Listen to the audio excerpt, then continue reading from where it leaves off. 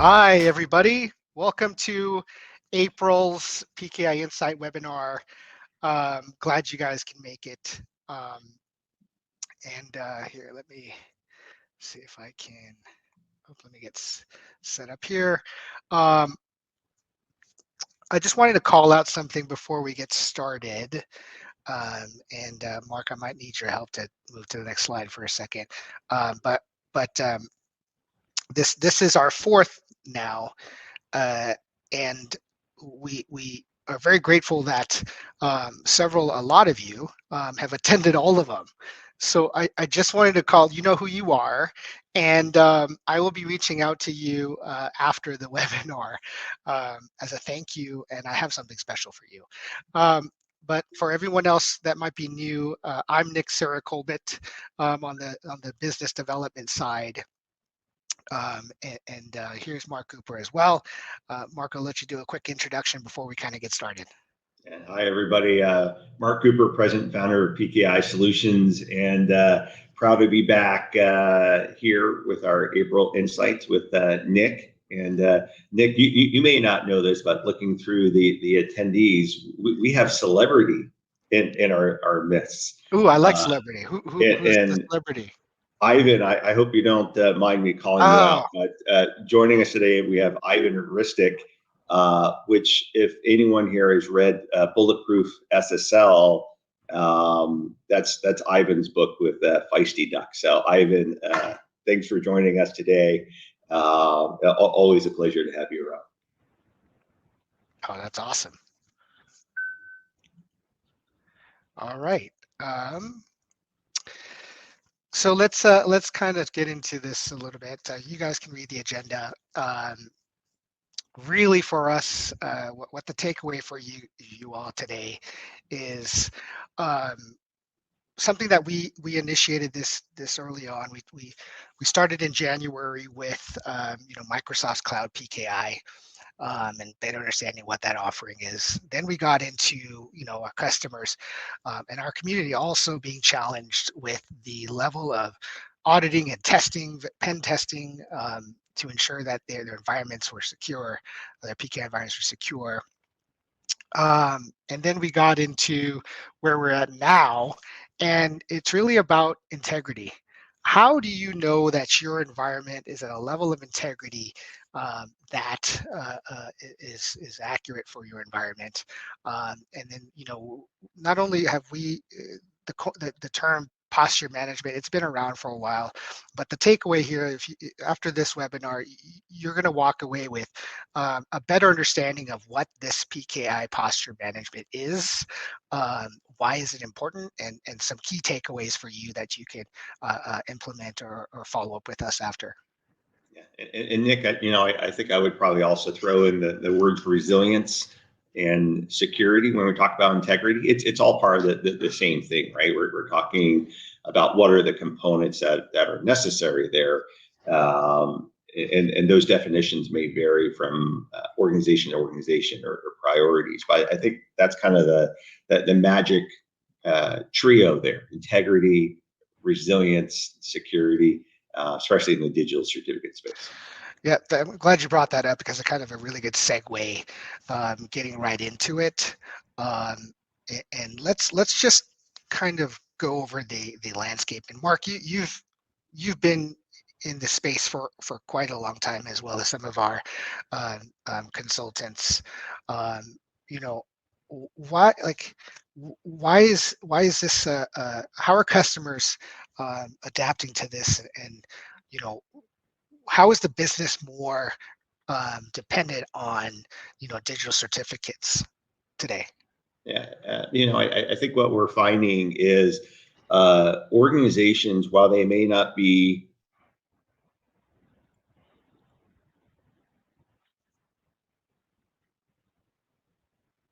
I think he paused.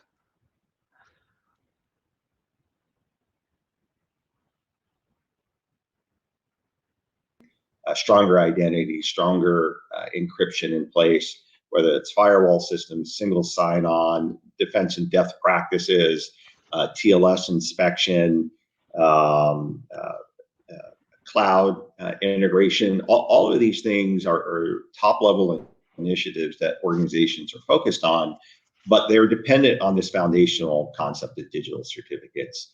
And what that means is we're seeing organizations deploying more and more digital certificates than they have in the past, ranging from mobile devices, microservices, ephemeral workloads in cloud and on-prem. It's part of the development cycle. It's not just a certificate for a couple servers or users like maybe it was 20 years ago. So we're seeing organizations increasing just a pure number of solutions that are dependent on that.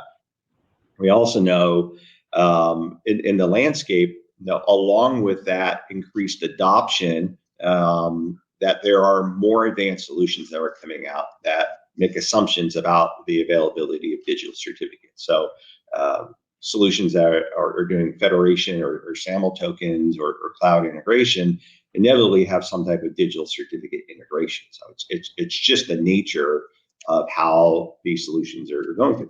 Nothing has replaced the elegance of digital certificates. It's very well adapted for a disconnected environment. You don't have to have a centralized authority involved, which really doesn't work when you're trying to do millions or hundreds of millions of transactions. But at the same time, what organizations are being faced with in the landscape is issues around security vulnerabilities. We saw several years ago the release of Spectre Ops in certified pre-owned, really a recipe approach on how you can attack Microsoft certificate services. We know that adversarial awareness of weaknesses within PKI and digital certificates are much greater. And we also know that things like assessments that were, I admit, 20 years ago when I was at Microsoft, that the leading edge was, hey, I created a program to go out and do assessments of customers, snapshot in time. That doesn't work in the current environment anymore. Having a snapshot that told me what my environment was like a year ago doesn't do me any good today. So I think what we're finding is organizations, A, have more certificates, B, have a greater dependency because all of those top level initiatives are dependent on the certificates. There's vulnerabilities, and then there's a lack of real-time information. And that's the landscape, because there isn't anything historically that have given organizations the ability in real time to know what's happening with their digital certificates. Are they secure? Do they have that integrity? And are they in a resilient state? Yep. And I'm just noticing, compared to previous webinars, Mark, I'm going to get into a couple of things that you talked about. I'm not seeing a lot of the community interaction in the chat, so I'm going to get them warmed up. Let's get warmed up. I'm going to do a little poll, a warmer poll for everybody. Here we go. I'll put this out there. And then while this is running in the background and we can see some numbers coming in, Mark, you talked about something. You keep talking about digital certificates, and then you keep we talked about resilience. We talked about security and all this stuff. Digital certificates, and then PKI. It seems to you talk about PKI for the most part. Some people get the deer in the headlights, and then when you talk about digital certificates, it's like, oh my gosh, the attention seems to be so much on digital certificates. Why? Can you just really quickly, because I think this has a little bit to do with the current landscape. Can you make the connection? And frankly, this is something I've been thinking a lot about, and I was trying to kind of figuring this sort of thing out as well. I think for people who kind of spend their time in cybersecurity and are maybe very focused on this particular space, to be able to say, hey, PKI or XYZ is something that makes a connection for them because they're aware of it. But I think from a business perspective, there isn't much visibility and there isn't much language around just PKI. It's what are we doing with it? It's our firewall. It's our cloud integration thing, or more specifically, digital certificates. I know in conversations, Nick, you and I were at an event last week, and the conversation with non-cybersecurity people was much clearer when we said, hey, we work with digital certificates. It's probably a lot like saying, hey, I have a building that's ISO 27001 certified. Okay, well, what does that mean? I have a factory that is certified to meet certain quality standards. So it means the same thing, but depending on how you phrase the intent, your ability to communicate things is very differently. So I think when we talk about digital certificates, yes, it's because that's the output of the PKI. That's what the PKI is there to do. There's no getting around that. However, I think what we're going to talk about today a little bit is too much focus has been on the output of the PKI, meaning how are these certificates getting onto devices and how are they being automated. That's definitely not the primary purpose of something like PKI posture management. And getting into PKI posture management a little bit, and before we kind of get into the major, like what it is and why now, I think one thing that I know I heard from customers, and this seems to be common, not only just with digital certificates and certificate sprawl, it's also they're dealing with certificate authority, and you talked about how these are supposed to be like black boxes, yet there is sprawl with these types of certificate authorities, these various different secret management solutions. So sprawl doesn't just seem to be with certificates. So as we kind of think about PKI posture management, why it is what it is, sorry, and why now, let's kind of can we kind of cover that as well? Yeah. So this has been something that we've been talking about for quite a while, and I think really the crux was a recent announcement by Gartner Research that finally kind of put some legitimacy behind what we knew to be an issue for quite some time. So they had updated one of their research papers called "Effectively Managing Your Organization Certificates." And in the handouts that we have for everybody, we've got the actual Gartner article.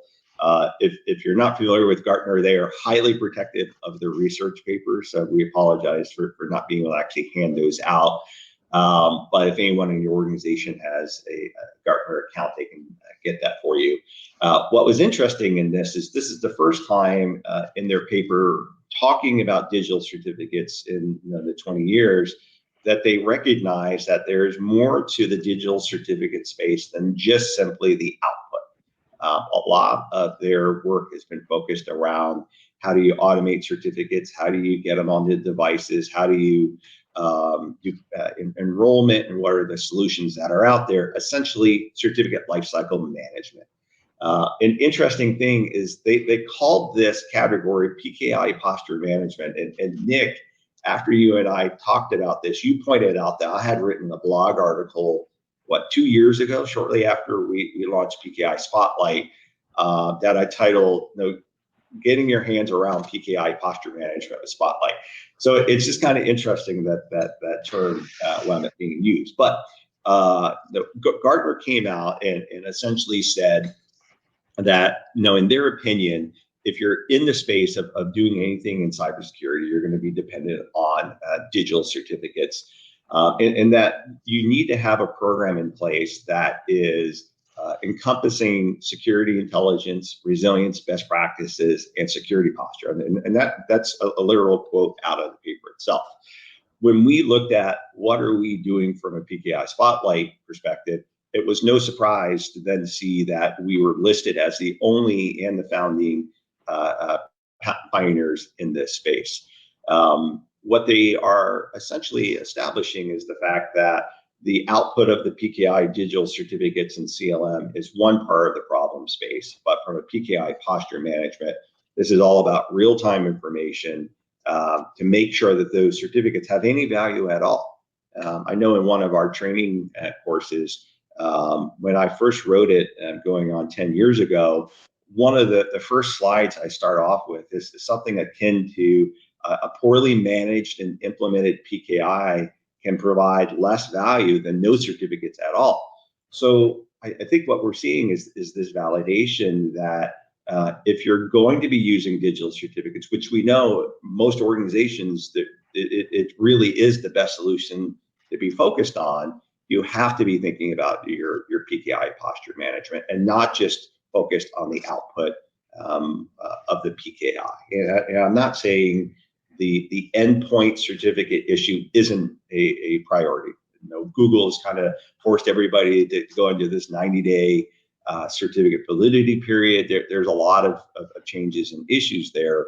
This is really about how does the modern organization stay ahead of security threats, and also realizing that when you have this greater dependency on digital certificates, without the resilience of your PKI, those certificates may actually be causing a greater impact and could have a very considerable cost to the environment when there's an issue.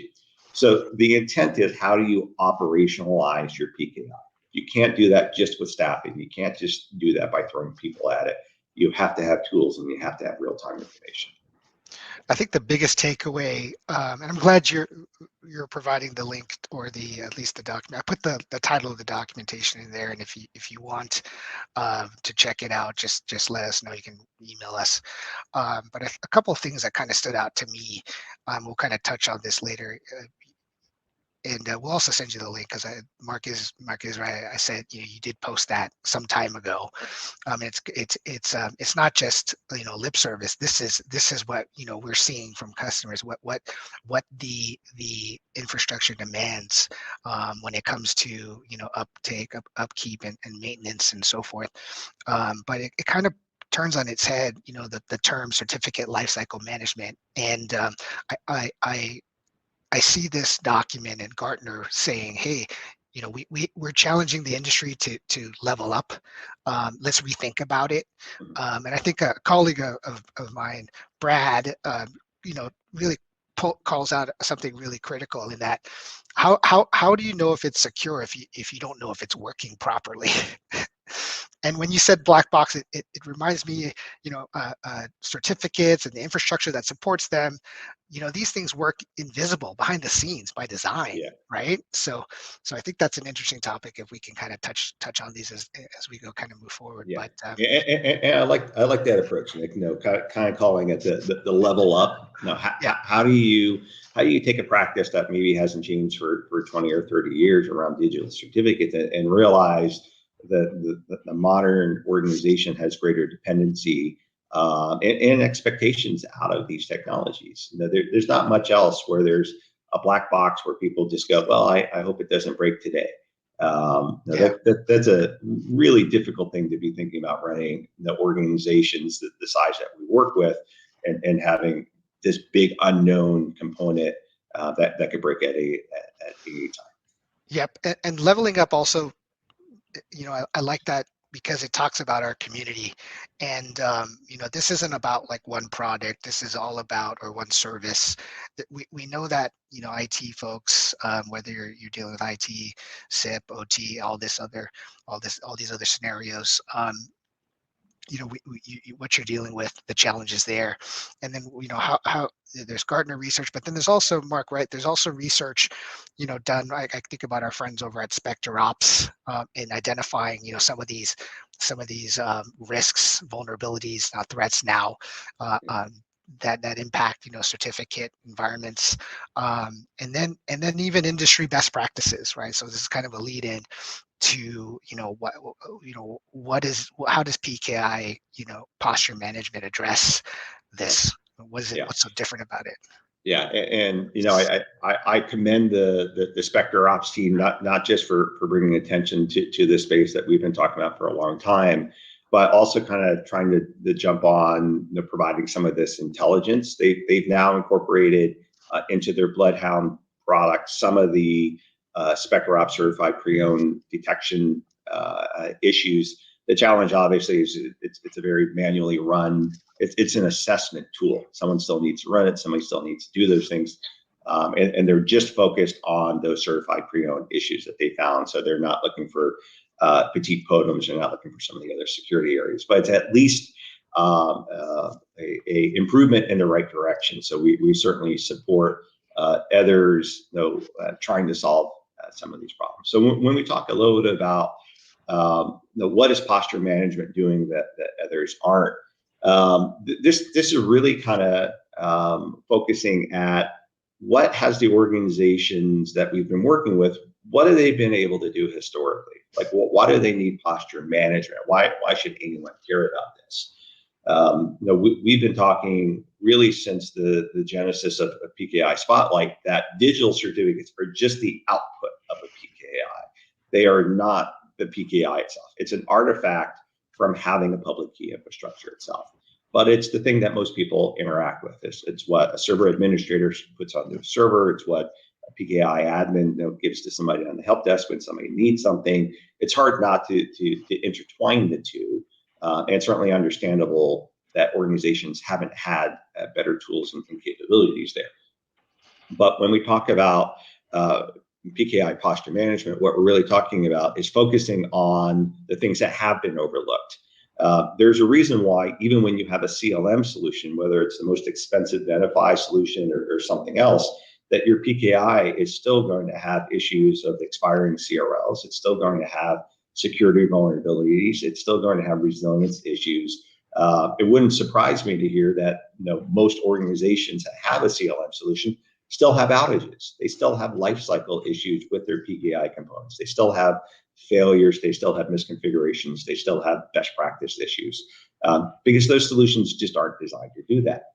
Posture management is all about improving resiliency and security of that infrastructure so that those certificates that are being depended on by organizations are secure and that they are resilient. Because think of it this way, all of that time and money that's been focused on the output of a digital certificate going onto a server, yes, that can affect your business, that can affect users, that can have a productivity impact. A security vulnerability or a resilience issue within your PKI affects every certificate. So the scale is incredibly larger. You only need one PKI problem that's affecting your server or OCSP or CDP server that affects hundreds, if not millions of certificates, as opposed to where all the focus has been on a certificate at a time. So just a very different set of problems. We also know that from a security vulnerability standpoint, we have to be looking at these things in real time. We can't wait and do an assessment on a quarterly basis or an annual basis. Our adversaries are moving too quickly. We have to have real-time information about security vulnerabilities, but also our availability. So are we configured right? Are our HSMs working right? What are the real-time intelligence things that we're needing? And then the last thing, we've talked about this in some of our other our webinars, is just the staffing available in teams have changed over the years. When I started working this space over 20 years ago, it wasn't uncommon to have one or two PKI people in the organization, maybe not necessarily a massive team. I think the only time I ever went somewhere where there's a massive team was the Marine Corps. They had a room full of 12 people that did nothing but run the PKI. I think there's an old adage, if there's one thing that the Marine Corps have more than anyone else, it's bodies. They can throw a body at a problem. Most organizations today, their staff is spread amongst multiple cybersecurity tools. There's a lot of initiatives, a lot of projects that they're focused on.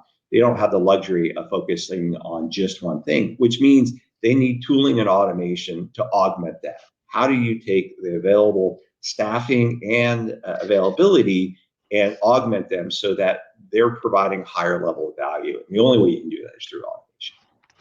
And we're kind of going into why it's critical. And before I just kind of get into this a little bit, I just launched another poll, and let's hear from folks. Please chime in on from what you've heard. What do you find challenging? And let's see what we can come up with here. But Mark, we're kind of talking high level for some of this, and I think the misconception, or maybe, and I looking at all of those who register, we have a smattering of engineers, architects, people who are hands-on in PKI, and then we have some folks from the business also attending. So I just want to make sure that maybe we could talk maybe for a minute, just a little bit on the maybe deep dive a little bit on the technical side. On why maybe the misconception is, and I know I've heard it, you said it, forget it. What's so hard about the security? Great, like I have permissions. What's the problem? And maybe talk about maybe a specific example. I know there's some about how if you have a sequence of certain misconfigurations, Yeah. not intended, this can cause some issues, and maybe leads into why this is so critical. Yeah, and it's sometimes the appearance of security is not necessarily something secure. No, I would talk about this quite a bit in some of our training classes and say, hey, no, just because you threw 5 deadbolts on your front door of your house doesn't mean it's secure. If you're then taping up all of the keys on the outside of the door, all of those locks may look like it's really secure, but it's not doing anything if your keys are easily accessible. So when we kind of talk about why this needs to be rethought, frankly, many years ago, the concern was simply, hey, I need a certificate. I just need to enable this thing on this appliance. And I've had my fair share of customers over the years that weren't really interested in PKI. They weren't interested in security. They just needed some message on some appliance to go away. They needed a certificate to shove on that thing. We're not talking about those types of organizations. What we're really kind of talking about is the high stakes that organizations are facing today. We know that businesses are running on solutions that are dependent on PKI. So it's a difficult problem to bring to the right stakeholders. It's a foundational concept. It is this technology that is 2 or 3 levels deeper than any CISO is thinking about. Yet all of those top level decisions are being based on how do we secure a business, how do we run our business, but without having the clarity of how am I doing this securely. So for instance, if we look at a common thing that we can see, a misconfiguration on a CA in the early stages. This is something where you can easily set up a PKI, be issuing out certificates on a massive scale, and everything be working perfectly fine, but either have a misconfiguration that could lead to an outage weeks, months, or years down the road, or it could be a security vulnerability that's just waiting for somebody to come along. So here's a good example. I actually saw this at a very large auto manufacturer many years ago. It was an interesting story. I was working with them on their PKI, and everything had been working fine. They were putting a certificate in every single car that they made. And as I'm sitting there going through their configuration, I realized that they had made a mistake in their PKI about 3 years before, and they were just about due to cause the very issue that they had misconfigured. They had made a very small tweak to how their CRL name formatting was going to be done. And everything was going to continue to work fine until they renewed their CA. And the moment that they renewed their CA, they would have a problem with their CRL because the CA would have 2 different keys and we'd be trying to assign 2 different CRLs, but we'd be doing it in one file. It was the first time I've ever talked to a customer where they immediately got up and walked away to go fix the problem because they knew how serious this problem was. This is a problem that didn't present itself in any digital certificate issue. They had a CLM solution, but it was one that would have been very easily caught by having a real-time tool to say, hey, here's something outside of best practices. It's not going to bite you today, but guess what? It's going to save you a ton of money tomorrow because you're going to have intelligence to do something about today. And it's better than an assessment because an assessment, you may have fixed it, and then tomorrow someone may have changed it back again, and you'd be right back in the same place. So what does this approach mean when we're kind of talking about the old, what we call the CLM only solutions? Well, here's the problem.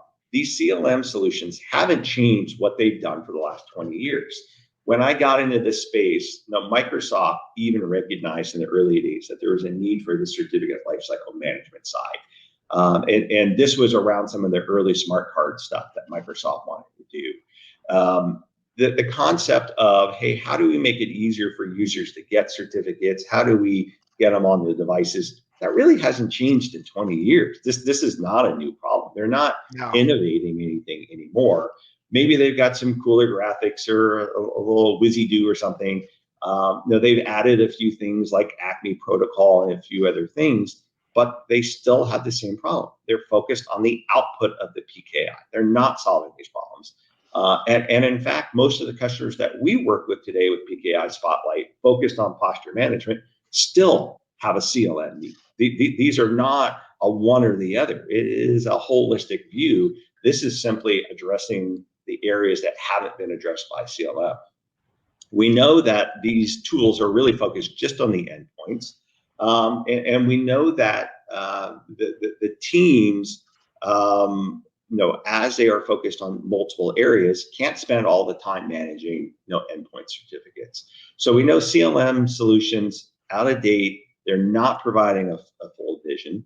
And I think what we're going to start to see is customers are looking at, where are the deficiencies? Why do I have this hole in my visibility? And what am I doing from a security perspective? Because automating endpoint certificates isn't going to do anything about making sure that all of those certificates themselves are actually secure. So now at a high level, we talked a little bit about the growing dependency, that there's more visibility around the resilience and security, and as you said, the integrity. And we also know that the CLM space isn't doing anything to address these problems because it's not what they're designed to do. It's still a completely untapped area, and that's frankly what PKI posture management is about. That's an area that has to be addressed. Yeah. I want to just also thank everyone for sticking around a minute over. I did want to make this offer, and Mark, this might be a surprise to you, but we're ready to help. And if you took a look at this webinar today, and there's some opportunities within not only your environment to improve, give us a shout. We'll have one of our consultants just have the conversation with you, because when we talk about leveling up, we know that we can't do it alone, and it's a community. So we want to make sure that you guys get the help you need. That being said, thank you so much for attending. I want to give you your time back. I know we thank you for staying over a minute with us, and look forward to connecting with you guys next month. Yeah, absolutely. And Nick, I'm going to surprise you. We haven't announced this yet. Not the May webinar, but in June, we're going to have a very special guest that I know everyone's going to want to come. So we'll have more information coming soon. But just know that we're going to have a very special PKI Insights in June. We may even go to a full hour for that. So stay tuned. I think it deserves an hour. Yeah. Take care, everybody. Take care, everybody. Bye-bye.